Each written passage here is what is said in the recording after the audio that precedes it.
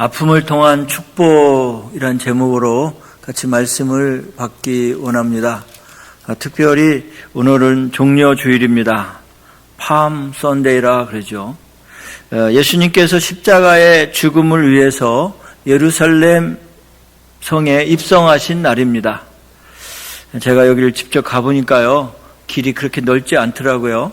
그런데 그 길을 낙이 타고 가신 거죠.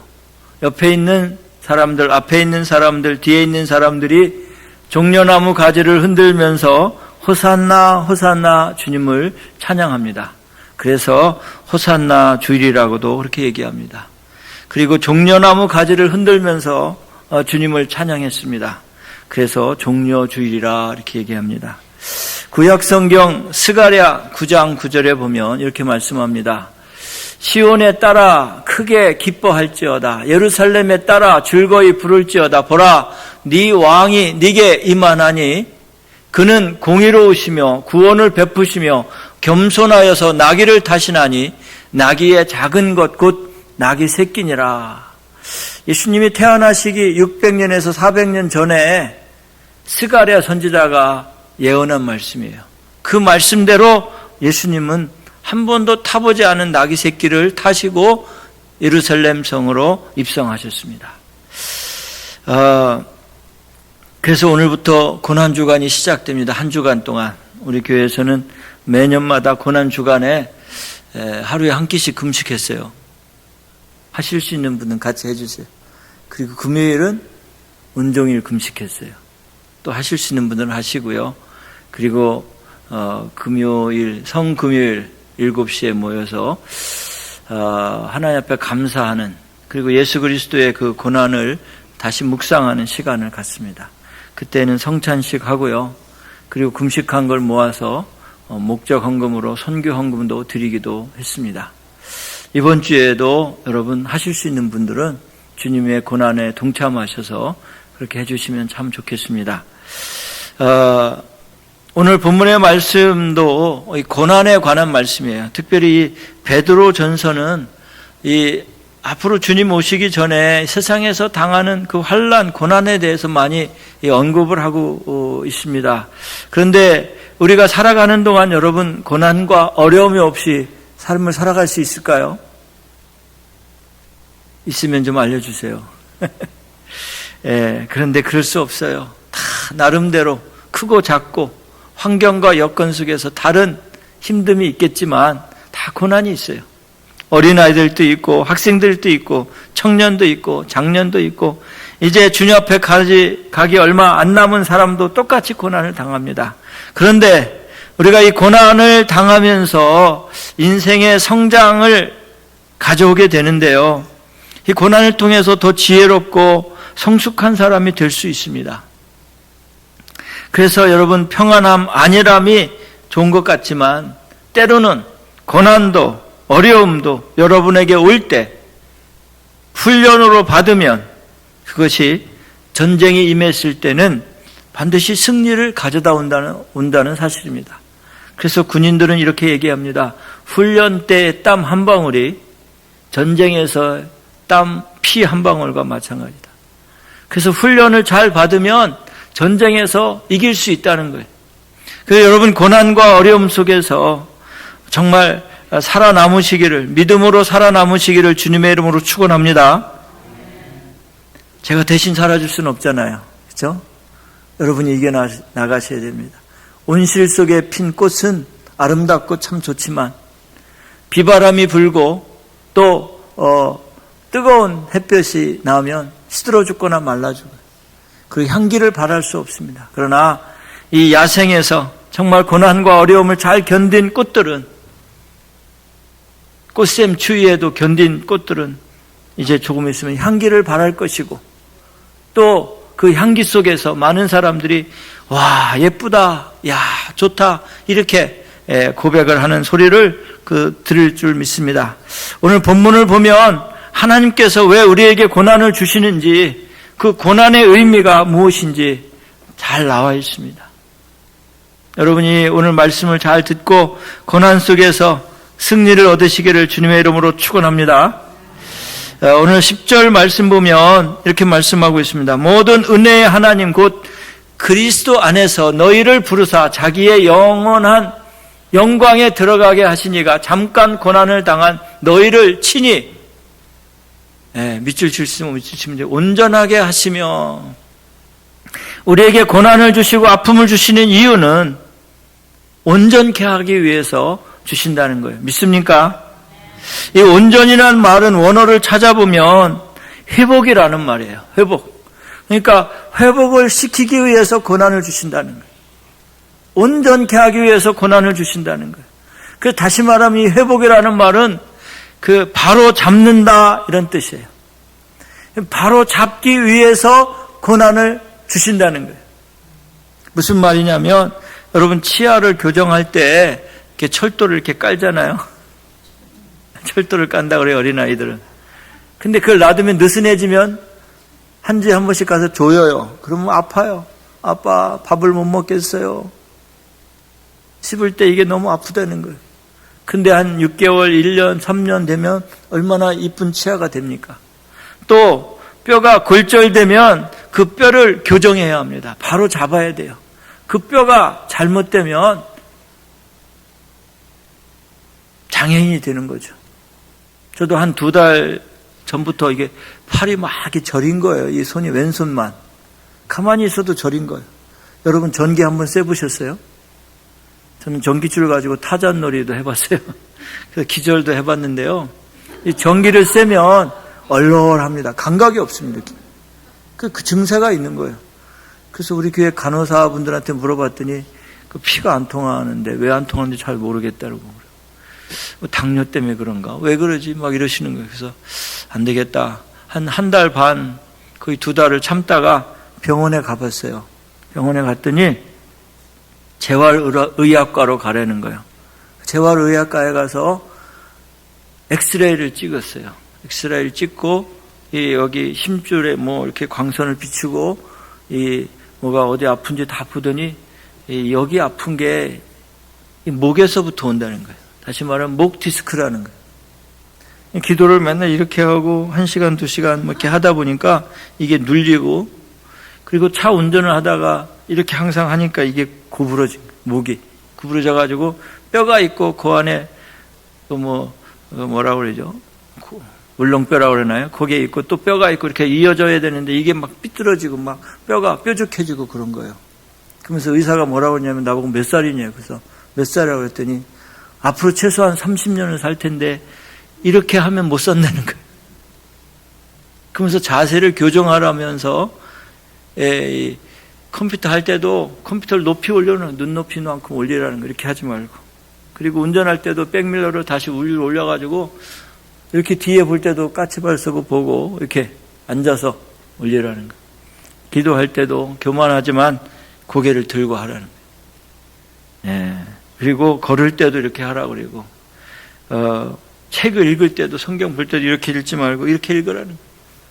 그러면서 약을 3가지 처방을 해주는데 약을 가보니까 얼마나 속이 또 안 좋으니까 위를 버릴 수 있으니까 또 거기에 또 보강할 수 있는 또 약까지 주는 4가지 약을 주는 거예요.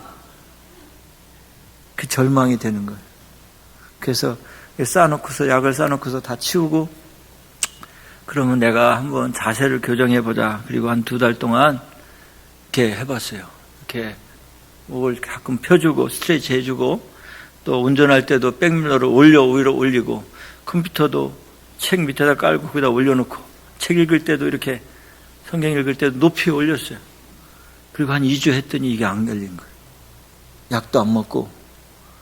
그래서 이게 뼈는 삐뚤어졌는데 지금 늘 이렇게 하면서 주여 30년은 살아야 되는데 이 뼈를 가지고 어떻게 해야 됩니까? 자세를 고정하기 시작하니까 이 손이 안 절리는 거예요.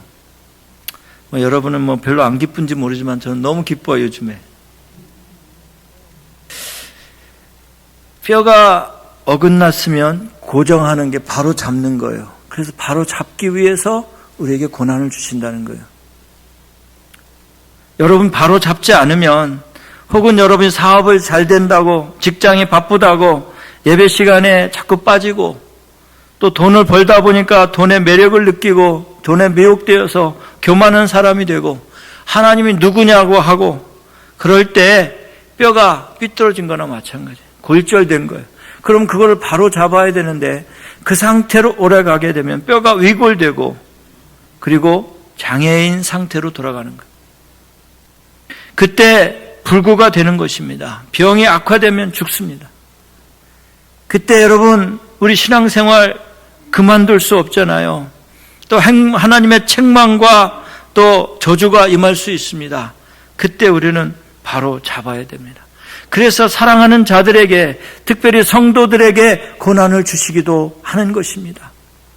때로는 경제적으로, 때로는 자녀 일로, 때로는 물질적으로 어려움을 당하게 하는 거예요. 그때 여러분이 돌아오셔가지고 주님 앞에 바로 어저스트, 이렇게 바로 되면 다시 살아나는 거예요. 믿습니까? 근데 우리 고난 당할 때 늘 어떻게 합니까? 왜 나에게만 이런 고난을 주냐고, 주님 그럴 수 있냐고 막 그러잖아요. 그런데 그 고난이 때로는 유익이고 축복이라는 사실을 믿으시기를 바랍니다. 하나님의 은혜의 자리에 다시 돌아오고 잃었던 것을 다시 찾고 믿음의 열심을 회복하는 사람은 온전한 성도가 되는 것입니다. 그래서 하나님은 오늘 우리에게 말씀하십니다. 고난, 아픔이지만 내가 너를 온전케 하기 위해서 너에게 고난을 준다는 거예요. 고난은 잠깐 고난을 당한다고 그랬어요. 오늘 말씀해 보면 잠깐 고난을 당한 너희가 그 고난을 이길 때 온전케 된다 이렇게 말씀하고 있습니다.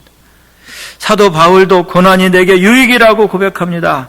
내가 그 고난을 통해서 주의 율례를 배웠다 이렇게 말씀하고 계십니다. 고린도전서 10장 13절에 보면 사람이 감당할 시험 밖에는 너희가 당할 것이 없나니 오직 하나님은 미쁘사 너희가 감당하지 못할 것이라면 그 감당함을 허락지 아니하시고 시험 당할 쯤에 또한 피할 길을 내사 너희로 능히 감당하게 하시느니라. 그래서 여러분이 당하는 고난은 여러분이 그만한 능력이 되기 때문에 주시는 거예요. 그릇이 되기 때문에 그 고난을 주시는 거예요. 그 고난을 통해서 여러분 주님을 더 찾고 주님 앞에 돌아와서 주님 앞에 온전히 엎드릴 때 여러분은 저는 온전케 되는 줄 믿으시기를 바랍니다. 예수님께서 오늘 고난을 당하시기 위해서 예루살렘 성을 친히 입성하십니다. 그렇게 안 하셔도 돼요. 그러나 하나님 앞에 순종하고 그 좁은 길, 제가 가보니까 한 6m밖에 안 돼. 그 감람산에서 예루살렘으로 올라가는 그 길, 내리막길을 해서 나귀를 타고 갔다니까 참 우스운 거 아니에요? 백마 타고 가도 힘든데 나귀를 타고 터벅터벅, 나귀가 한 번도 안 타본 나귀예요. 그 나귀를 타고 고난의 길을 가신 거예요. 고난이 없으면 여러분 축복도 없습니다. No cross, no glory. 예, 십자가가 없으면 영광도 없어요. 죽음이 없으면 부활도 없어요. 근데 많은 사람들이 고난은 제껴놓고 영광만 받으라고 하는 거예요. 아닙니다. 주님이 주시는 고난이라면 달게 받고 여러분 기쁨으로 받고 은혜로 받으시면 그것이 유익이 되고 저와 여러분이 하나님 앞에서 온전케 된다는 사실을 믿으시기를 바랍니다. 그래서 십자가의 고난, 그것이 부활의 축복을 가져온다는 사실을 믿으시기를 바랍니다. 두 번째, 오늘 본문에 보니까 고난을 통해서 어떤 그 이유가 무엇이냐 보니까 10절 다시 보시면 잘 보세요. 모든 은혜 하나님 곧 그리스도 안에서 너희를 부르사 자기의 영원한 영광에 들어가게 하신 이가 잠깐 고난을 당한 너희를 친히 온전하게 하시며, 그 다음에 뭐라고 그랬습니까? 굳건하게 하시며 강하게 하신다고 그랬습니다. 굳건하게 하시고 강하게 하신다고 말씀하고 있어요. 고난은 사람이나 식물에게 굳건하게 하고 강하게 합니다. 나무도요, 바람이 많이 부는 야산에 있는 나무하고 산 밑에 집 뒤에 있는 조그만 나무하고 달라요. 야산에서 살아남은 나무는 뿌리를 깊이 박았고 넓게 박았습니다. 그래서 바람이 아무리 흔들려도 넘어지지 않는 거예요. 그런데 이런 우리 집 뒤에 있는 나무나 이런 길가에 있는 나무는요, 조금만 허리케인이 불어도 넘어가는 거예요. 저희 집이 5년 전에 이사 왔는데 집에 앞에 있는 나무가 큰 게 하나 넘어지니까 그 옆에 또 넘어지는 거예요. 그러니까 우리 권춘혜 권사님이 돈 내가지고 우리의 집 앞에 있는 큰 나무도 잘라버렸어요. 그 나무 막 넘어지니까 집에 지붕까지 치니까 집이 다 망가지는 거예요. 그래서 앞에 도로에 한 8그루 나무가 있는데 지금은 한 그루도 없어요.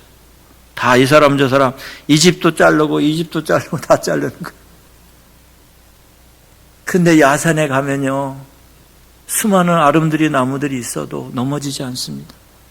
바람이 불어도 가뭄이 와도 그 나무는 튼튼합니다. 왜냐하면 굳건하게 뿌리를 내리고 있기 때문에 그렇습니다. 봄철에 많이 바람이 불어요. 왜냐하면 나무 가지가 막 흔들려야 되는 거예요. 그래야 자리를 잡는 거예요. 그래야 이 꽃들도 날아가서 수정이 되고 그리고 열매를 맺게 되는 것입니다. 봄에 바람 부는 것은 축복입니다. 바람이 불지 않으면 꽃이 피지 않아요. 꽃이 피지 않으면 열매도 맺을 수 없습니다. 저와 여러분이 살아가는 인생 속의 환경도 여건도 다르지만 정말로 하나님 앞에서 고난이 있는 사람은 감사하시기를 바랍니다. 목사님 무슨 고난이 감사합니까? 난 힘들어 죽겠는데. 그런데요, 그 고난이 축복이에요. 고난 뒤에 여러분이 폈을 때 보자기에 축복이 담겨져 있는 거예요. 어떤 사람은 정신적으로 의지적으로 강한 사람이 있는가 하면 어떤 사람은 어려서부터 자립심이 없고 독립심이 없어서 더 힘들게 사는 거예요. 저도 사회생활은 못 해봤어요.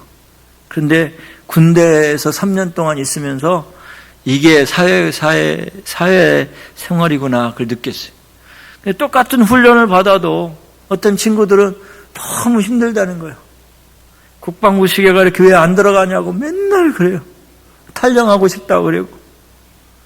그런데 어떤 친구는 야, 먹여주지, 재워주지, 너무 좋다 이러는 거예요. 근데 그 친구들의 특징은 뭐냐면 농사를 짓거나 정말 어려운 환경에서 자기가 자립심으로 살아온 친구들은 이게 너무 좋은 거예요. 군대가. 아니 끼니 때마다 삼시세끼 먹여주지, 입을 거 다 주지, 팬티까지 주고 워카도 주지, 뭐 군복도 주지, 다 주는 거예요. 담뱃값도 줘요. 그리고요, 라면도 하루에 하나씩 주고 사과도 또 하나씩 주고 우유도 또 하나씩 줘요. 전방에서 근무하는 친구들은 생명수당을 그거로 줘요. 라면도 하나 주고 신라면 얼마나 맛있는지 몰라요. 이 반합에다가 배찌가에 넣어가지고 다시 꺼내서 먹으면요, 불어서 맛있는지 익어서 맛있는지 너무 맛있어요. 근데 그 군생활이 너무 힘들다고 늘 투정되는 친구들도 있어요.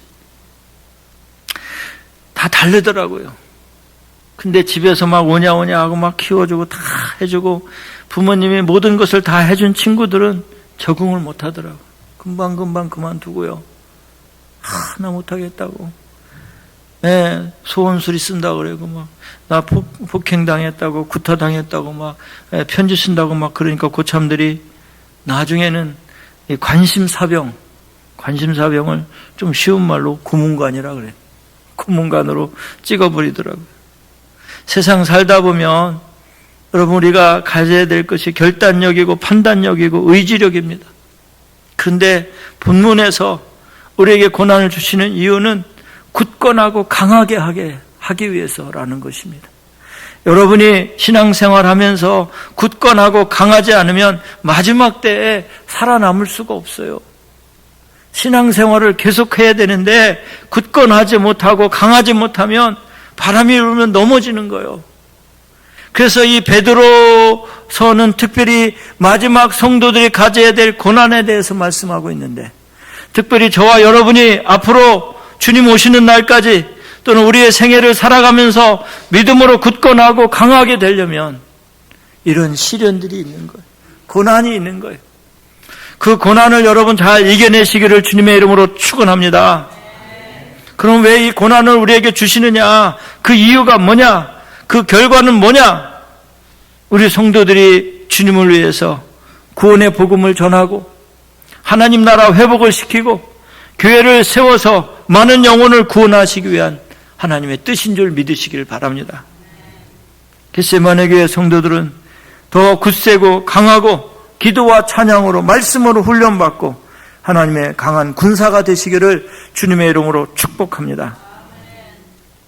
일부 예배 때 기도하는 분이 나와서 그렇게 기도하시더라고요. 대피 기도하는 분이. 하나님, 위기를 당하면 그게 기회인데 우리가 이 위기를 잘 견디게 해 주십시오. 가정의 위기가, 또 교회의 위기가, 나라의 위기가 기회인 줄 믿습니다. 하나님, 고난 속에서도 정말 기회가 되게 해 주십시오. 이렇게 기도하는데 은혜가 되더라고요. 베드로전서 4장 1절에 보면 이렇게 말씀합니다. 그리스도께서 이미 육체의 고난을 받으셨으니 너희도 같은 마음으로 갑옷을 삼으라. 이는 육체의 고난을 받은 자는 죄를 그쳤음이니. 예수님이 육체의 고난을 당하시고 십자가를 지셔서 우리의 죄를 다 사해 주셨어요. 그래서 우리는 구원받은 성도입니다. 성도의 고난은 축복입니다. 성도의 길은 고난의 길입니다. 고난이 크면 영광도 큽니다. 그래서 여러분 잘 견디어 나갈 수 있기를 예수님의 이름으로 축원합니다. 마지막으로 세 번째, 고난이 축복인 이유는 10절 마지막 부분에 나와 있습니다. 10절 다시 비춰주세요. 같이 한번 읽겠습니다. 시작.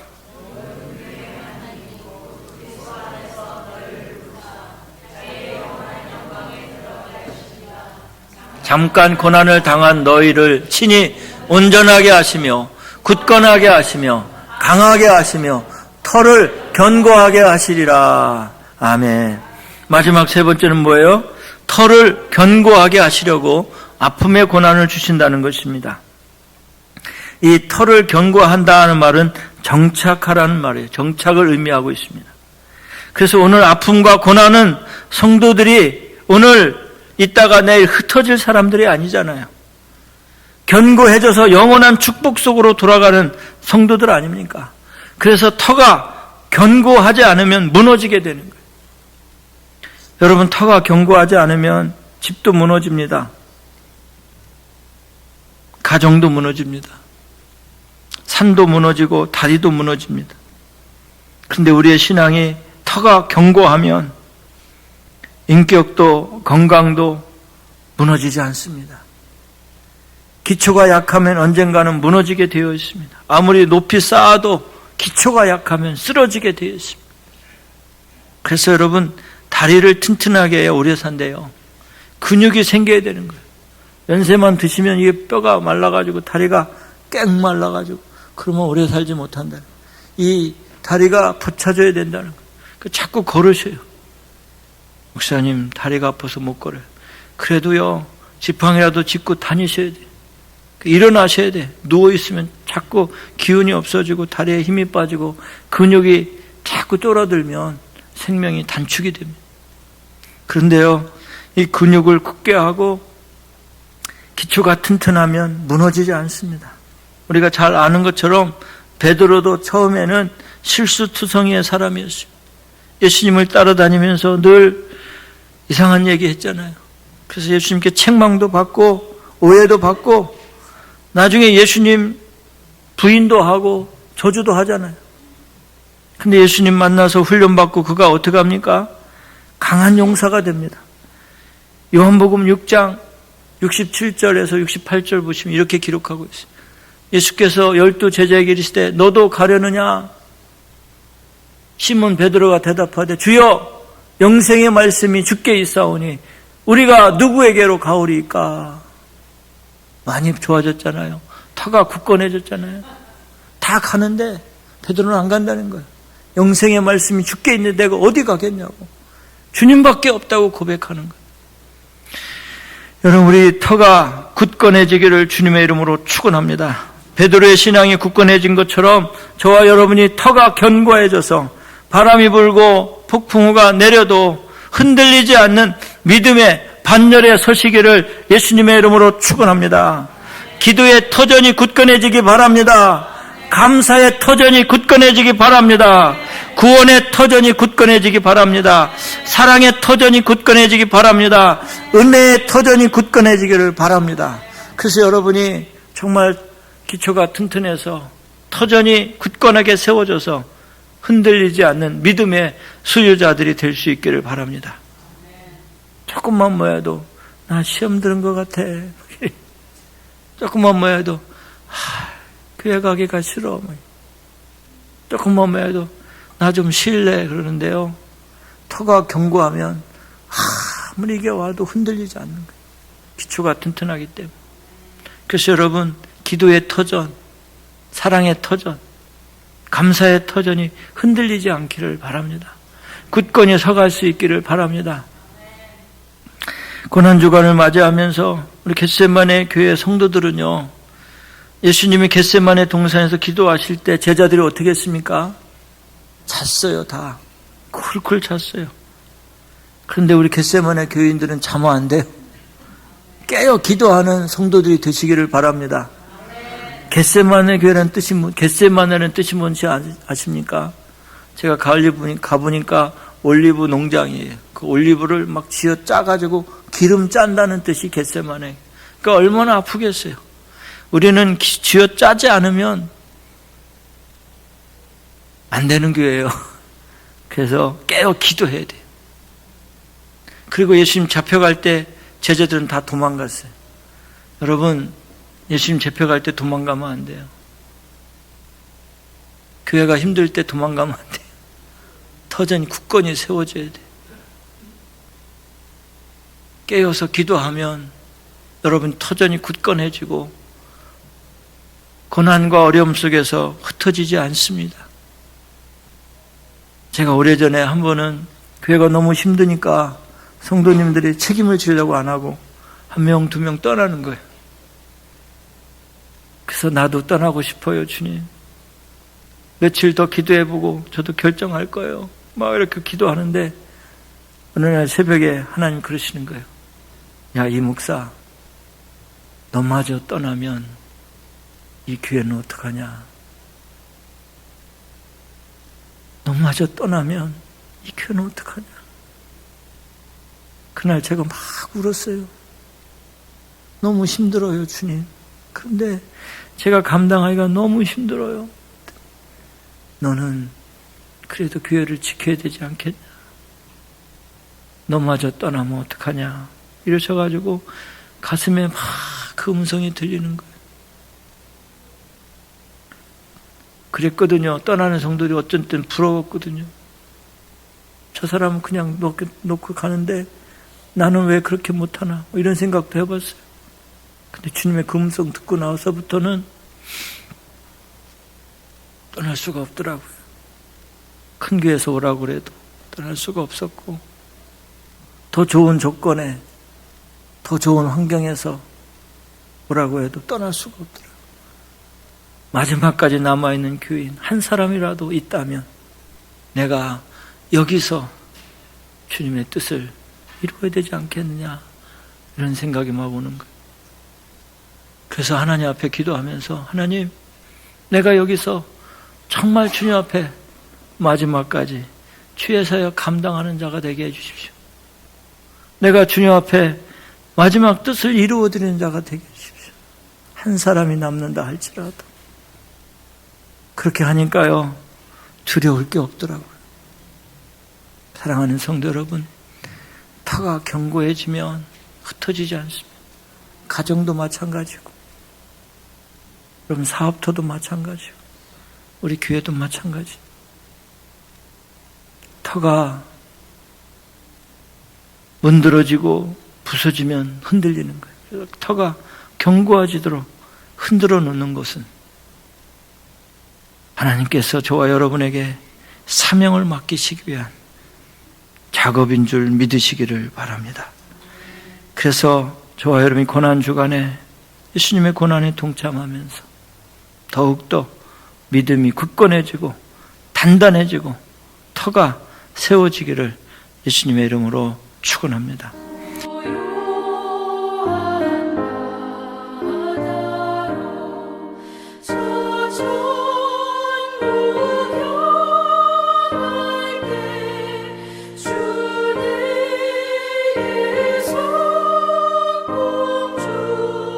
주님